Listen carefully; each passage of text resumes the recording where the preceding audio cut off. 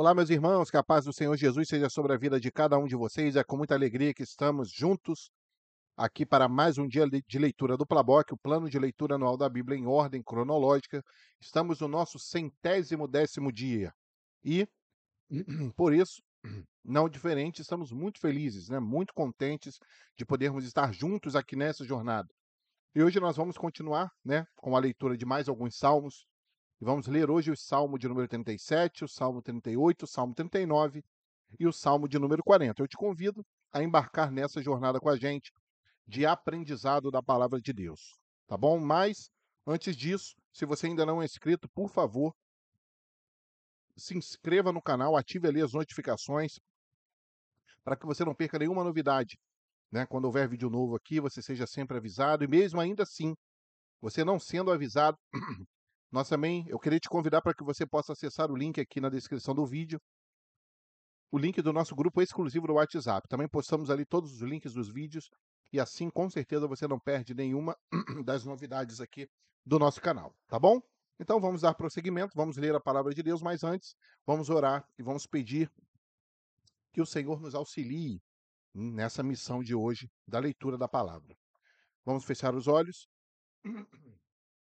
Senhor nosso Deus, nós pedimos que o teu bom Espírito Santo segure em nossas mãos e nos conduza nessa leitura, que o Senhor nos ajude, abra o nosso entendimento, possamos alcançar aquilo que o Senhor tem para nós. Nos ajuda também a praticarmos o que estamos lendo, que no nosso dia a dia o Senhor nos permita, que o Senhor nos faça lembrar, para que a prática ela seja uma constante na nossa vida como servos do Senhor. Oramos assim pedindo o auxílio do Senhor em nome de Jesus. Amém. Amém? Então, Salmo de número 37. Não te indignes por causa dos malfeitores, nem tenhas inveja dos que praticam a iniquidade, porque cedo serão ceifados como a erva e murcharão como a verdura. Confia no Senhor e faze o bem. Habitarás na terra e verdadeiramente serás alimentado. Deleita-te também no Senhor e ele te concederá o que deseja o teu coração. Entrega o teu caminho ao Senhor. Confia nele e ele tudo fará. E ele fará sobressair a sua justiça como a luz e o teu juízo como o meio-dia. Descansa no Senhor e espera nele. Não te indignes por causa daquele que prospera em seu caminho, por causa do homem que executa astutos intentos. Deixa a ira e abandona o furor. Não te indignes para fazer o mal, porque os malfeitores serão desarraigados, mas aqueles que esperam no Senhor herdarão a terra. Pois ainda um pouco e o ímpio não existirá. Olharás para o seu lugar e não aparecerá. Mas os mansos herdarão a terra e se deleitarão na abundância de paz. O ímpio maquina contra o justo e contra ele range os dentes. O Senhor se rirá dele, pois vê que vem chegando o seu dia.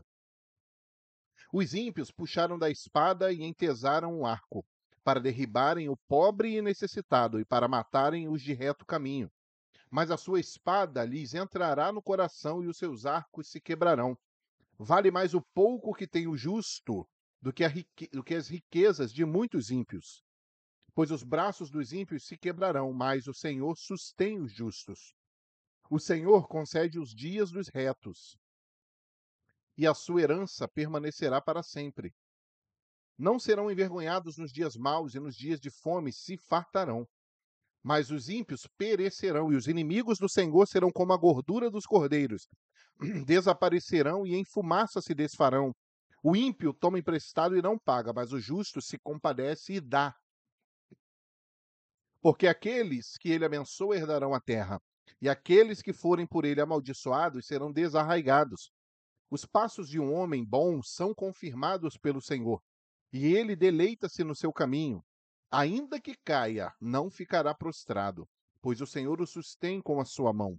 Fui moço, e agora sou velho, mas nunca vi desamparado o justo, nem a sua descendência mendigar o pão. Compadece-se sempre e empresta, e a sua descendência é abençoada. Aparta-te do mal e faze o bem, e terás morada para sempre. Porque o Senhor ama o juízo e não desampare os seus santos. Eles são preservados para sempre, mas a descendência dos ímpios será desarraigada. Os justos herdarão a terra e habitarão nela para sempre. A boca do justo fala da sabedoria, a sua língua fala do que é reto. A lei do seu Deus está em seu coração, e os seus passos não resvalarão. O ímpio espreita o justo e procura matá-lo. O Senhor não o deixará em suas mãos, nem o condenará quando for julgado. Espera no Senhor e guarda o seu caminho, e te exaltará para herdares a terra. Tu o verás quando os ímpios forem desarraigados. Vi o ímpio com grande poder espalhar-se como a árvore verde na terra natal, mas passou e já não é. Procurei-o, mas não se pôde encontrar. Nota o homem sincero e considera o que é reto, porque o futuro desse homem será de paz. Quanto aos transgressores, serão a uma destruídos, e as relíquias dos ímpios todas perecerão. Mas a salvação dos justos vem do Senhor. Ele é a sua fortaleza no tempo da angústia, e o Senhor os ajudará, e os livrará dos ímpios, e os salvará, porquanto confiam nele. Louvado seja o nome do Senhor. Queridos, nós, ao lermos aqui esse salmo, né, nós vemos, dentre tantas coisas, né, se fôssemos esmiuçar isso aqui, mas o que eu queria chamar a atenção, que é uma coisa que me tocou profundamente, e a gente já falou muito disso aqui, e é claro, e vamos falar sempre, porque a palavra de Deus ela é prática. E essa prática, ela sempre tem a ver, né, com o, o, o, o derrame do seu amor, do amor de Cristo na nossa vida, e o derrame ao transbordar em nós, alcançar as outras pessoas. Então, o fato de eu ser um servo de Deus, o fato de eu ter sido transformado pelo Evangelho, isso faz com que a minha prática diária seja de me apartar do mal e fazer o bem. Né? E, às vezes, o fazer o bem é compreendido como fazer aquilo que a sua denominação, a sua religião, a sua cartilha litúrgica eclesiástica determina. Não, fazer o bem é obedecer não a Deus, mas a nossa cartilha aqui, as nossas regras, né? Os nossos eventos, a nossa programação. Então, o Senhor ele está falando constantemente conosco, né? E ele fala isso durante toda a sua palavra. O fato de nós estendermos a mão, praticar o bem no nosso dia a dia. Então, praticar o bem, claro, sabemos, né? Se o Senhor é rico em benignidade, então praticar o bem é fazer aquilo que o Senhor nos ordena na sua palavra, é viver a palavra de Deus. E mais uma vez eu vou diferenciar aqui. Uma coisa é aquilo que a palavra de Deus nos orienta a fazer. Outra coisa é aquilo que a sua liderança manda fazer. É aquilo que o pastor lá da sua denominação, lá da sua congregação manda fazer. Eu não estou dizendo que você deva desobedecer ao seu pastor, que você tem que ser um rebelde. Não é isso que eu estou falando, tá? A liderança, isso é muito claro na palavra de Deus, ela existe, a liderança espiritual nas congregações, mas o que eu quero dizer é que muitas das vezes usa-se essa cartilha e essas ordenanças da sua liderança, né, do concílio lá da sua igreja, do conselho da sua igreja, do episcopado lá da sua igreja, para poder dizer que você só está sendo fiel se você estiver fazendo aquilo ali. É, essa é a separação que eu quero deixar. Então, muitas das vezes, isso é usado para poder a sua mente ser o que irá aprisionada a um sistema religioso perverso, que só vai te consumir, que só vai te esgotar, que só vai te sugar.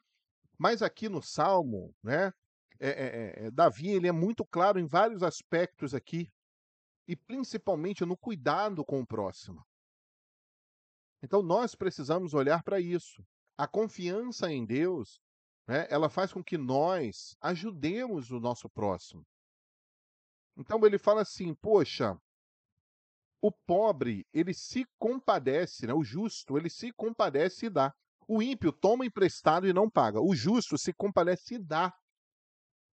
E outra coisa, eu não estou dizendo que você tem que fazer como no tempo lá da igreja primitiva, tudo que você conquistou com esforço, com estudo, né, com honestidade. Se desfaz, se desfaça disso tudo. Dá para todo mundo e vai viver na pobreza e tal. Não é nada disso. Não é nada disso. A questão é nós nos compadecermos do próximo. Então, compadecer é padecer com, padecer junto. É sentir a dor do seu irmão, sentir a dor daquele que muitas das vezes não tem uma casa para morar, não tem um alimento para ele, não tem um alimento para os filhos. É esse se compadecer que nós estamos falando. Queridos, estamos falando do evangelho na sua essência. Não é isso? É o amor a Deus acima de todas as coisas, viver conforme a palavra de Jesus e, claro, amar o próximo como a nós mesmos. É fazer com o próximo aquilo que nós queremos que façam conosco. E o que que nós queremos que façam conosco? Queremos que nos tratem bem, que nos amem, que sintam as nossas dores, que estejam conosco nos momentos difíceis. É isso, é disso que nós estamos falando. Então é essa a diferença. Porque a confiança no Senhor, ela vem daí. Então, por mais que as lutas se levantem, ao confiarmos em Deus, Ele estará conosco. Não é isso? Ele fala que a lei do Senhor, ele vai estar no coração do justo. E é isso que nós estamos fazendo aqui. Nós queremos meditar na lei do Senhor porque queremos que ela esteja no nosso coração, para que os nossos passos não se resvalem, não se desviem. Porque sabemos que muitos se levantam, a dificuldade se levanta contra nós, né? As potestades, os principados.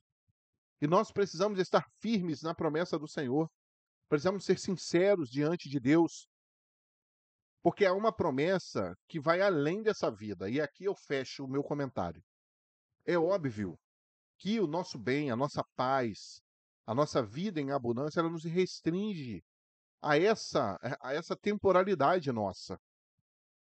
Então, por isso que Davi fala: ó, fiquem tranquilos, não fiquem com inveja de ver o ímpio prosperar, não. Eles serão desarraigados, a descendência deles não vai existir. Né? Ou seja, tudo aquilo, as suas obras, elas não vão prevalecer. E assim a vida do servo, não estamos falando de dinheiro, não estamos falando de abundância de riquezas materiais, mas aquele que é justo, ele tem uma vida eterna. A nossa vida é um conto ligeiro. Talvez o sucesso do ímpio dure 10 anos, 20 anos, 30, 50, 100, extrapolando aqui 150 anos. Mas no dia, haverá um dia que nós vamos prestar conta diante de Deus. Aí o justo, ele vai para os braços do seu Senhor.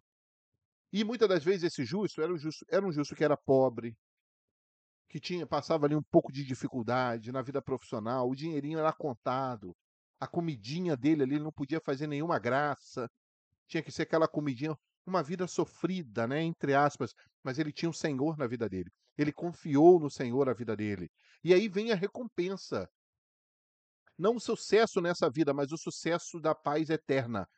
Não é isso? Então o salmista ele fala ali no verso 37, porque o futuro desse homem vai ser de paz.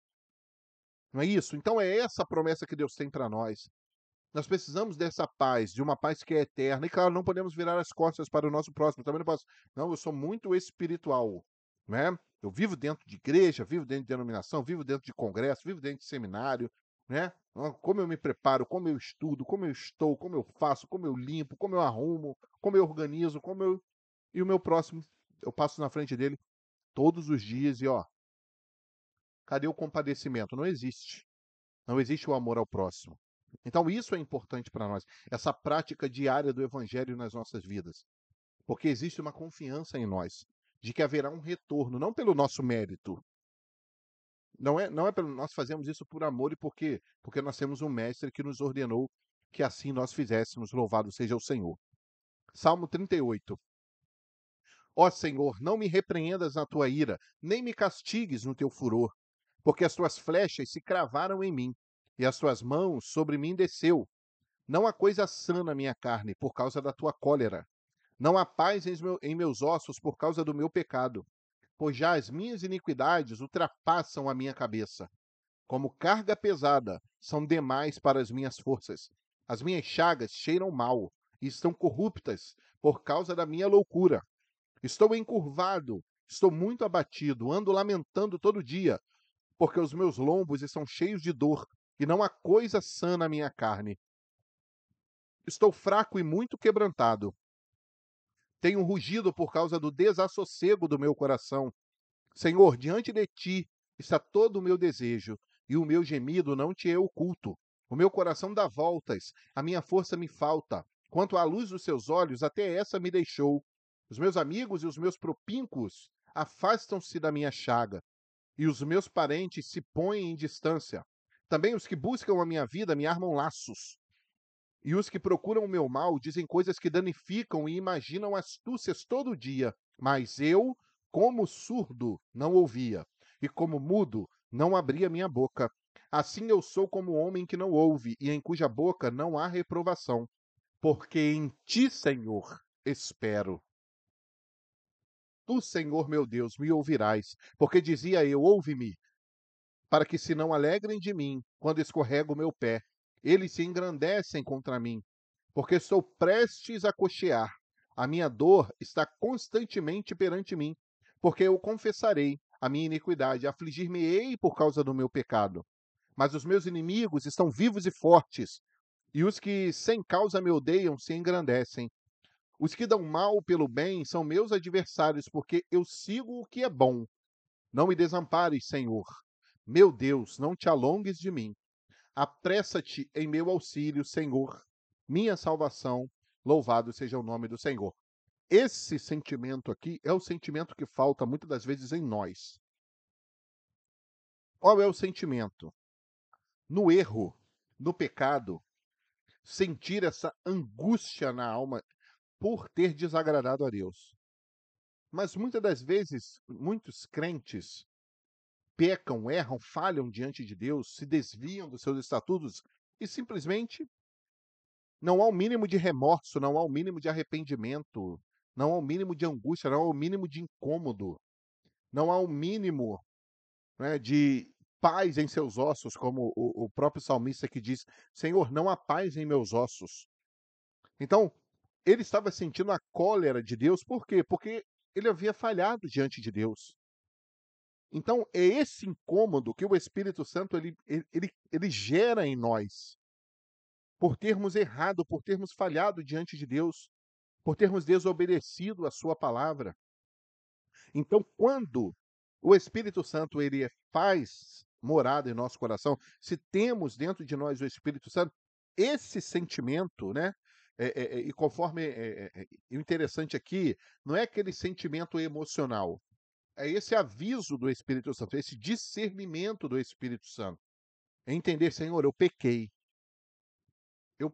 não há coisa sã na minha carne. As minhas iniquidades ultrapassam a minha cabeça. Eu estou muito abatido. Eu estou lamentando todo dia. Então, ele está correndo atrás, ele está suplicando a Deus pelo seu perdão.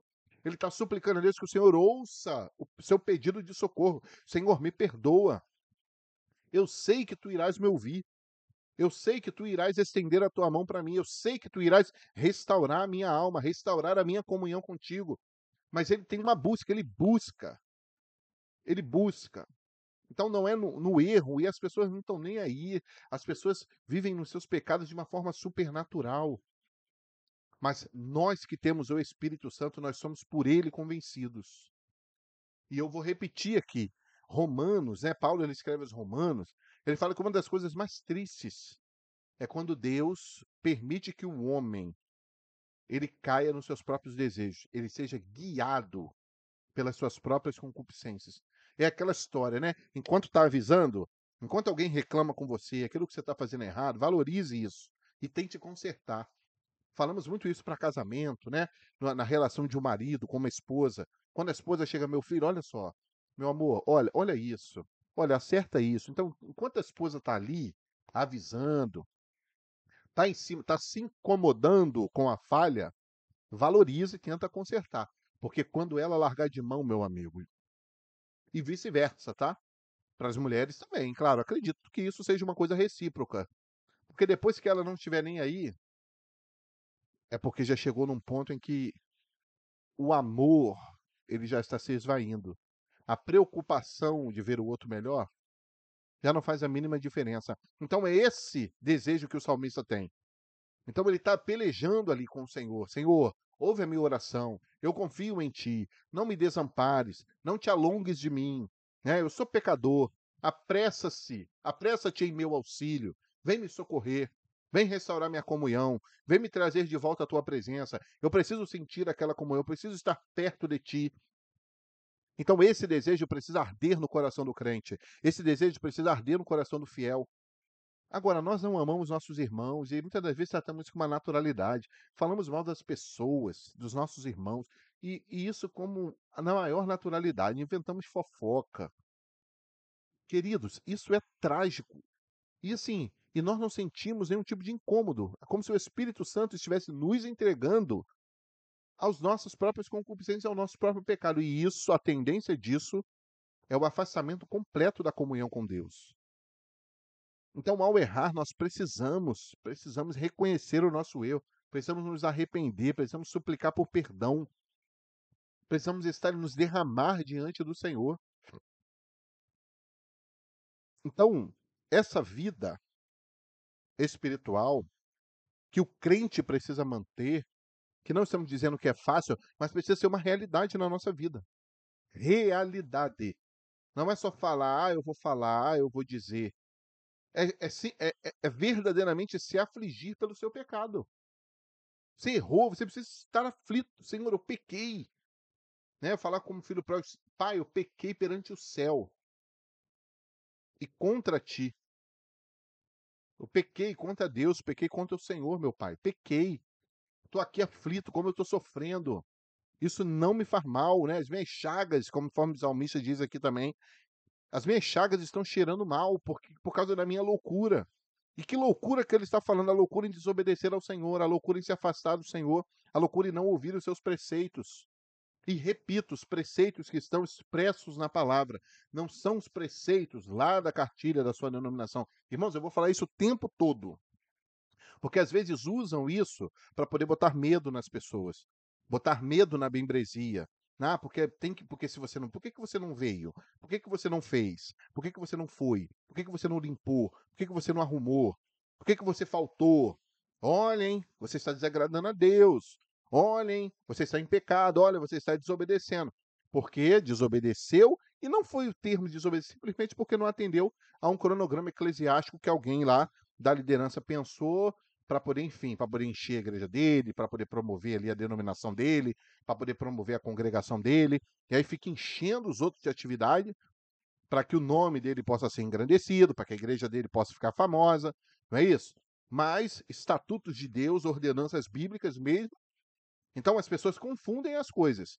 Então obedecer à palavra de Deus é uma coisa, atender às determinações, às ordenanças, não é isso? Ao cronograma lá da sua congregação, que o seu líderzinho lá ele promove, muitas das vezes dizendo até que foi Deus que mandou fazer, foi Deus que mostrou, foi Deus que revelou, foi Deus que mandou dizer. E muitas das vezes isso é apenas para quê? Para aprisionar a sua consciência, para que você entenda que fazendo aquilo ali você está fazendo para o próprio Deus. Então isso é muito importante. Então nós precisamos buscar do Espírito Santo esse incômodo. Enquanto o Espírito Santo está te incomodando, está te fazendo ficar triste, amargurado porque você pecou, louvado seja o Senhor. Esse é o momento de você se prostrar e falar: Senhor, me perdoa. Não te alongues de mim, Senhor. Não te alongues de mim. Não me desampares, Senhor. Ouve o meu clamor, ouve a minha petição. E restaura-me, renova-me, para que mais uma vez eu possa ter comunhão contigo. Louvado seja Deus. Salmo 39. Eu disse: guardarei os meus caminhos, para não delinquir com a minha língua. Enfrearei a minha boca enquanto o ímpio estiver diante de mim. Com o silêncio fiquei como mudo. Calava-me, mesmo acerca do bem, mas a minha dor se agravou. Incendeu-se dentro de mim o meu coração. Enquanto eu meditava, se acendeu um fogo. Então falei com a minha língua. Disse: faze-me conhecer, Senhor, o meu fim, e a medida dos meus dias qual é, para que eu sinta quanto sou frágil. Eis que fizeste os meus dias como a palmos. O tempo da minha vida é como nada diante de ti. Na verdade, todo homem, por mais firme que esteja, é totalmente vaidade. Na verdade, todo homem anda como uma sombra. Na verdade, em vão se inquietam, amontoam riquezas e não sabem quem as levará. Agora, pois, Senhor, que espero eu? A minha esperança está em ti. Livra-me de todas as minhas transgressões Não me faças o opróbrio dos loucos. Emudeci. Não abra minha boca, porquanto tu o fizeste. Tira de sobre mim a tua praga. Estou desfalecido pelo golpe da tua mão. Se com repreensões castigas alguém por causa da iniquidade, logo destróis como traça a sua beleza. De sorte que todo homem é vaidade. Ouve, Senhor, a minha oração e inclina os teus ouvidos ao meu clamor. Não te cales perante as minhas lágrimas, porque sou para contigo como um estranho e peregrino como todos os meus pais. Poupa-me até que tome alento antes que me vá e não seja mais. Louvado seja Deus. Então, está observando aqui o que nós falamos do Salmo 38. Né? O incômodo, em sentirmos o incômodo de estarmos em pecado e desagradando a Deus, por termos nos feito loucos ao desobedecermos as ordenanças do Senhor. Então, aí o finalzinho aqui ele diz: olha, Senhor, por favor, poupe-me até que eu tome alento, antes que me vá, antes que Deus se afaste de mim completamente, antes que eu perca qualquer esperança de ter de novo o Espírito na minha vida. E aí não seja mais. Porque há um limite. Deus, ele é paciente, ele é longânimo, ele é misericordioso, mas a paciência de Deus tem um limite. A longanimidade de Deus, ela tem um limite. Não um limite para o Senhor, porque ele é isso. Mas há um limite por causa da vida do homem, porque a vida do homem é limitada. Então, a porta do céu ela ainda está aberta. A porta da salvação ela ainda está disponível para cada um de nós, para que a gente se arrependa, para que a gente se humilhe diante do Senhor, para que a gente se entregue por inteiro a Deus, para que Ele nos poupe-me, até que não seja mais. Porque muitas das vezes, né, nós ouvimos algum tipo de algumas correntes, né, principalmente o universalismo, que no final Deus vai salvar todo mundo, que no final Deus ama todo mundo, né, e ninguém vai ser condenado nada, né, vai dar tudo certo no final. E nós não cremos que a Bíblia ela aponte para esse fim. Então haverá sim aqueles que serão salvos, haverá sim aqueles que gozarão de uma vida eterna de paz, de gozo, de alegria, de felicidade eterna, e aqueles que irão herdar a tristeza eterna, o sofrimento eterno, uma eternidade sem Deus, uma eternidade sem o Espírito Santo, uma eternidade de choro e de ranger de dentes, onde a sua alma sofrerá para todo sempre. Mas há uma esperança, poupa-me, Senhor.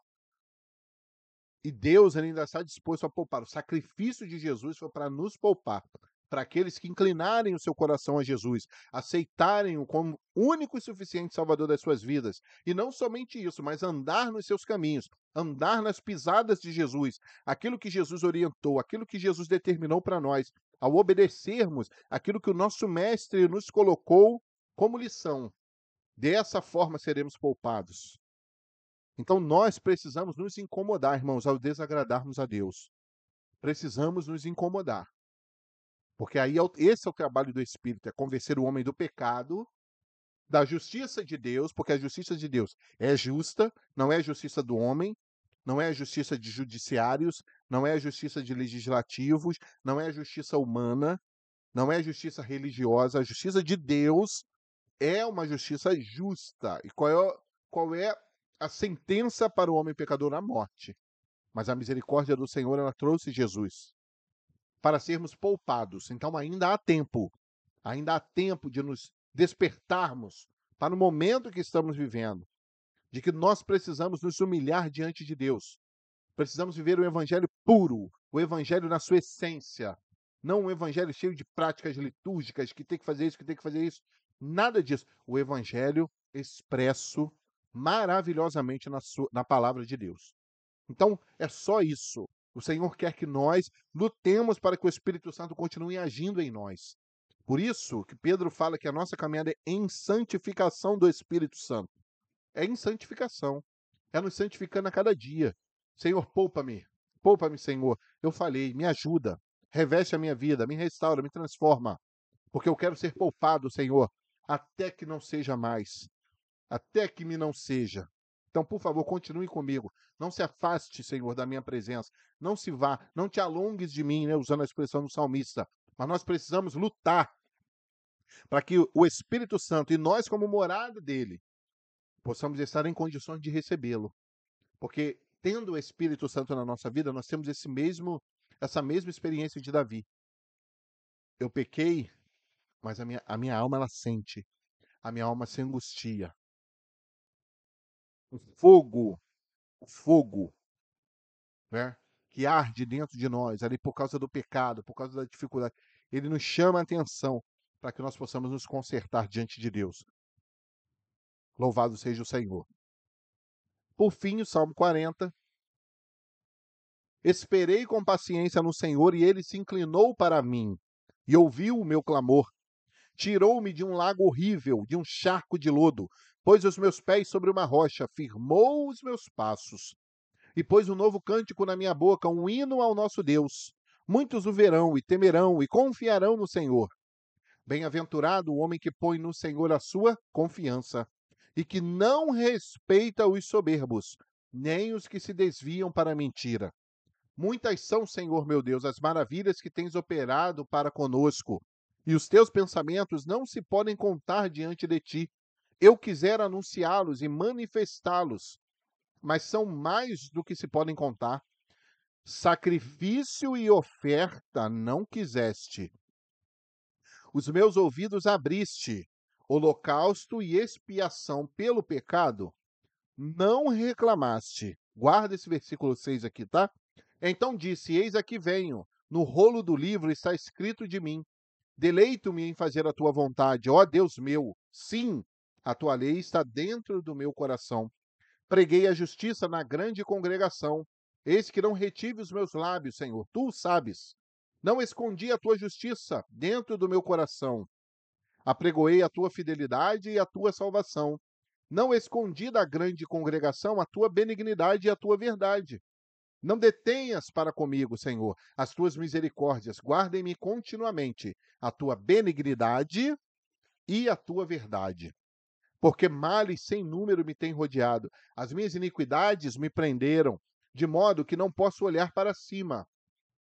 São mais numerosas do que os cabelos na minha cabeça, pelo que desfalece o meu coração. Digna-te, Senhor, livrar-me. Senhor, apressa-te em meu auxílio. Sejam a uma confundidos e envergonhados os que buscam a minha vida para destruí-la. Tornem atrás e confundam-se os que me querem mal. Confundidos sejam em troca da sua afronta os que me dizem: Ah, ah, folguem e alegrem-se em ti os que te buscam. Digam constantemente os que amam a tua salvação: Engrandecido seja o Senhor. Eu sou pobre e necessitado, mas o Senhor cuida de mim. Tu és o meu auxílio e o meu libertador. Não te detenhas, ó meu Deus, louvado e engrandecido seja o Senhor. Queridos, o verso 6, tá? E o 8, para mim, eles são fundamentais claro, de todo o resto. Mas, muitas das vezes, o sistema religioso, tá? Ele prega o seguinte, olha só, e nós vamos falar isso aqui muitas vezes, porque isso está claro em todas, né, em toda a Escritura. O que que você precisa fazer para ir para o céu? Olha só, a palavra de Deus diz que você precisa aceitar a Jesus como seu Salvador, confessá-lo, não é isso? Enfim, e a partir de então você, com fé em Cristo, viver uma vida devota a Ele. Aí o que que o sistema religioso vem fazer? Ele vem colocar coisas entre nós e Jesus. Então, não basta Jesus para que eu alcance a salvação, para que eu me achegue a Deus. Eu preciso de Jesus e também preciso da cartilha. Lembra da cartilha? Lembra da cartilhazinha denominacional? Ó, você precisa ir no evento tal, você precisa orar de tal jeito, você precisa orar tal hora, você precisa fazer culto tal hora, porque o culto tem que ser nessa hora. Se não começar nessa hora, você está em pecado, você está desobedecendo a Deus, você está sendo infiel, você é um apóstata, você é um herege, você é um filho de Belial, você é um profeta das trevas e por aí vai. Então, se nós olharmos, né, para esse cunho do sistema religioso, nós estaremos fazendo simplesmente o quê? Sacrifícios e ofertas. E a oferta aqui, não estamos falando de dinheiro apenas. Isso quando não há escancaradamente pedido de dinheiro. Não, para você receber sua bênção, não, você tem que deixar um negocinho aqui. Para que Deus ele possa te atender, não, você tem que, olha só, você tem que exercitar a sua fé. Então, esse pouquinho que você tem aí, muitas das vezes para poder pagar sua conta, não, você tem que deixar aqui para Deus. Cadê a sua fé? De que Deus vai prover, de que Deus vai operar. Então, são coisas que se colocam entre nós e Jesus. E muitas das vezes a sua denominação está entre você e Jesus. A cartilhazinha, aquele monte de atividades, aquele ativismo religioso maluco, que tem coisa segunda, tem coisa terça, tem coisa quarta, tem coisa quinta, tem coisa sexta, coisa sábado, coisa domingo, coisa feriado, coisa de manhã, coisa de tarde, coisa de noite, coisa de madrugada, coisa de. Enfim, é uma loucura. Isso chama-se ativismo religioso. Porque o que eles implantam na sua cabeça? Quanto mais você for um ativista, quanto mais atividades da sua igreja você cumprir, aí você vai, aí você é fiel. Aí Deus está se agradando de você. Aí, meu irmão, acabou. Porque aí sabe o que vai acontecer? Você não vai dar atenção para sua família, você não vai prosperar na sua vida profissional. Por quê? Porque você só vive para aquilo ali. Você não tem tempo para nada. E outra coisa, tá? Porque pode vir um e falar: "Não, mas eu vivo lá, faço tudo". Não, minha vida é assim. Ok, meu irmão, não estou dizendo que isso não possa acontecer, não. Porque Deus, ele abençoa independentemente disso. Ele está te abençoando não é por causa do seu ativismo religioso, mas é apesar do seu ativismo religioso. A misericórdia do Senhor está ali. O que nós estamos querendo dizer é trazer isso e confrontar com a palavra. Eu não estou falando da sua experiência, porque aí a gente vai entrar no caso da experiência de novo. Se a gente for entrar em experiência, meu irmão, tem experiência. Muitas pessoas têm experiências em todos os tipos de religião. Tá? Se você perguntar a alguém do candomblé, ele certamente já teve uma experiência lá. Alguém lá do espiritismo também já teve uma experiência lá. Alguém lá do catolicismo já teve uma experiência lá. Alguém do cristianismo, ele também já teve uma experiência lá. Então nós estamos falando disso e eu não posso basear a minha salvação, a minha vida com Deus em experiências. Tá? Já falamos isso aqui muitas vezes. Tá? E vamos lá para o povo de Israel. Viu pragas, viu mar se abrir, maná cair do céu, viu muralhas de Jericó cair, e mesmo assim o povo era desobediente. Era desobediente, porque era um povo de dura cerviz. Então não adianta vir com a sua experiência. Experiência não fundamenta a nossa fé em Jesus. Tá? Isso precisa ficar claro. O que fundamenta a nossa fé em Jesus é a palavra de Deus. Então, o salmista entendeu que Deus não quer sacrifício, o ativismo religioso, aquela pessoa que está com sono, está cansada, que trabalhou o dia inteiro. Não, mas eu preciso ir lá. Chegou em casa morto, mas aí tem que tomar banho, tem que tomar um café apressado, isso quando dá tempo, porque tem que ir lá cumprir a sua agenda religiosa, litúrgica lá da sua denominação, onde poderia estar em casa com a sua família e até mesmo descansar. Não é isso? É, descansar. Mas não. Por quê? Porque colocam na cabeça dele que quanto mais ele se envolver com aquele ativismo ali infrutífero, ele vai ser mais fiel, ele vai ser mais isso, ele vai ser mais aquilo, ele vai ser o que for. Então, o salmista está sendo claro aqui: o Senhor não quer sacrifício, não quer oferta. Ele não quer isso. Ele fala ainda assim: holocausto e expiação pelo pecado não reclamaste. Não exigiu isso pelo pecado. Agora, o que Deus quer? O verso 8 responde: deleito-me em fazer a tua vontade. É isso que Deus quer. Você lembra de Saul? Quando Deus falou, olha só, através de Samuel, Saul, você vai lá, você vai destruir tudo o que é dos amalequitas. Você não vai deixar nada, Saul, nada, nada, nada, nada, nada. O que o dito cujo faz? Ele acaba com quase tudo. Aí ele separa lá umas ovelhinhas legais, o melhor do gado, e ainda deixa Amaleque vivo. deixa ele vivo. E qual é a justificativa dele para Samuel? Não, mas isso aqui, olha só, é o melhor deles. Olha só o tamanho dessa ovelha, olha só quanta gordura, né? Estou conjecturando essa parte. Mas o que que Saul disse? Isso pode ser usado para ofertarmos ao Senhor. Aí Samuel lhe dá aquela palavra maravilhosa. Ele fala assim: "O Saul, você acha que Deus está mais preocupado com a oferta e com o sacrifício ou do que obedeçam a sua voz? O que que você acha que Deus está mais satisfeito?" Então, queridos, Deus quer a nossa obediência. E repito, a obediência à sua palavra. Porque aí vai o líder religioso lá, o líder lá da denominação, e diz assim: não, vocês precisam ser um povo obediente, mas obediente a quê? Para ele, é obediente à cartilhazinha que ele inventa lá. Toda vez tem uma coisa nova, toda semana tem um negócio novo, aquilo que Deus mandou fazer, ou aquilo que os homens lá achamos melhor fazer isso aqui. Aí colocam tudo na conta de Deus, colocam tudo na conta do Espírito Santo. Precisamos ser obedientes, mas deixam a palavra de lado. Para quê? Para colocar coisas entre nós e o Senhor. Ativismo religioso. Segunda é isso, terça é isso, quarta é isso, quinta é isso, sexta é isso, blá, blá, blá, blá. Você não tem tempo nem para respirar, você não tem tempo para sua família, você não tem tempo para se aperfeiçoar profissionalmente. Você não tem tempo. Ou então você tem que se desdobrar em 5 pessoas para você dar conta disso tudo. Por quê? Porque o ativismo religioso da sua dominação toma a maior parte da sua vida.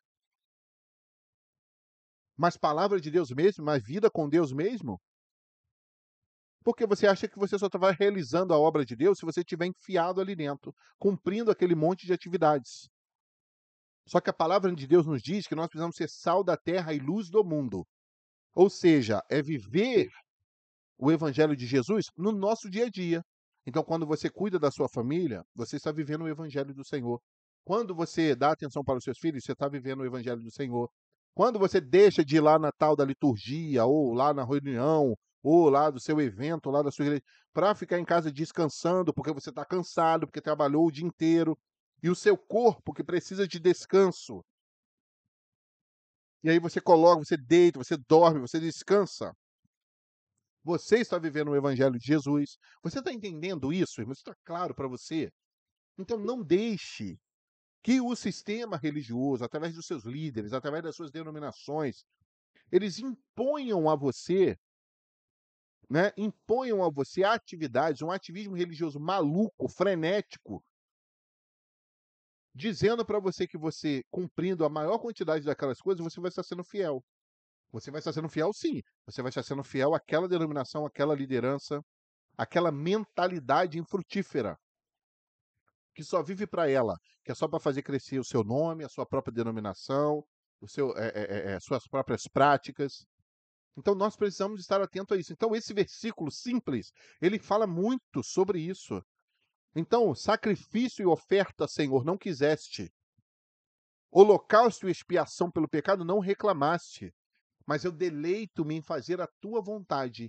É isso que o Senhor quer. Então, tá na Bíblia? Ok, vamos cumprir. A Bíblia não estipula horários, irmãos.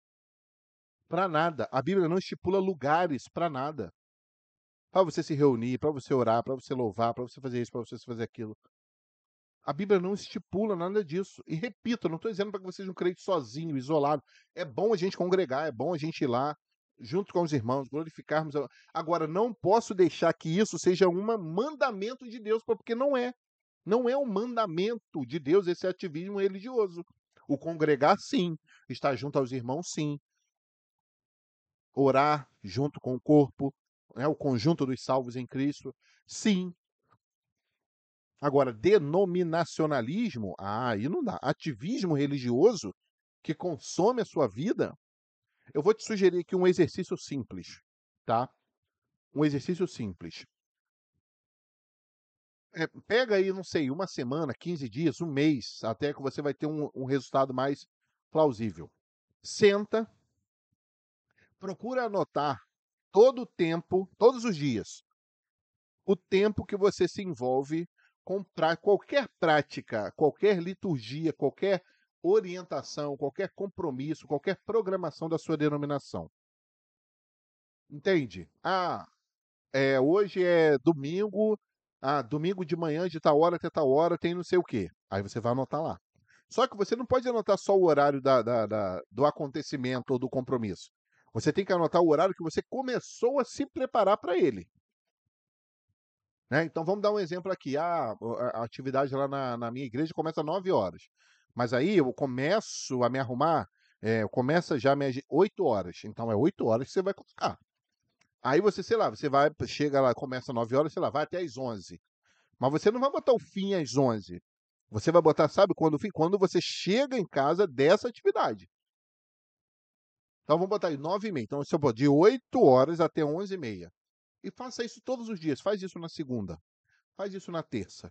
Faz isso na quarta. E eu não estou dizendo só atividades formais. Culto, ou sei lá, escola bíblica. Não, tudo. Uma reunião, um ensaio, uma vigília, reunião do ministério de não sei o quê, uma reunião de ministério de não sei o quê, o período de oração de não sei o quê, de não sei o que lá das quantas. Coloca isso na ponta do lápis. Eu tenho certeza que você vai se assustar.